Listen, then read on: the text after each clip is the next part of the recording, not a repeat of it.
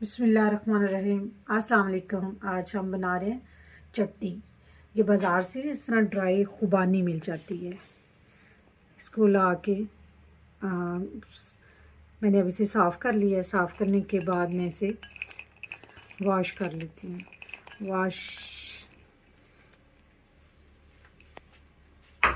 अब देखिए, ये वॉश करके मैंने इसको पानी ऐड कर दिया है और ये चटनी मैं बनाऊँगी। इसको बॉयल करूँगी 5 मिनट तक ये गल जाएगी। गलने के बाद हम इसको ग्राइंड कर लेंगे और ये चटनी आप तकरीबन 1 वीक तक यूज़ कर सकते हैं। बना के रख लें रोज़ों में।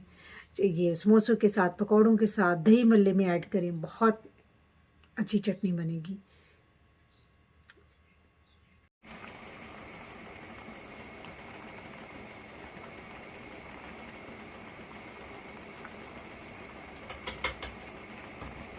पानियाँ जो मैंने उस वक्त आपको भिगोई थी, उनको मैंने अब ऊपर रखा है। ये अब गल चुकी हैं। 5 मिनट लगता है, 5 मिनट में ये गल चुकी है। मैं इसमें शुगर ऐड करूँगी क्योंकि खट्टी मीठी ये चटनी होती है। 1 स्पून शुगर ऐड करूँगी, बिल्कुल लाइट सा।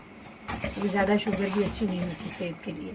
ये जनाब, ये गल चुकी है। अब हम इसमें ग्राइंड करेंगे। एक सिर्फ मसाला और जाएगा, इसमें चाट मसाला जाएगा। और चाट मसाला कितना, आप 1 चम्मच,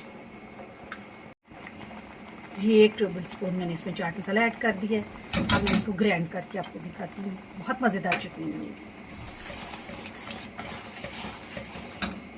जी। मज़ेदार ये चटनी बन गई है। आप इसे बना के 8 दिन तक यूज़ कर सकते हैं। फ्रिज में रखें, समोसों के साथ, पकौड़ों के साथ, फ्राइज़ के साथ इसको यूज़ करें। बहुत मज़ेदार चटनी है। मुझे दें इजाज़त। अपनी दुआओं में याद रखें। अल्लाह हाफ़िज़।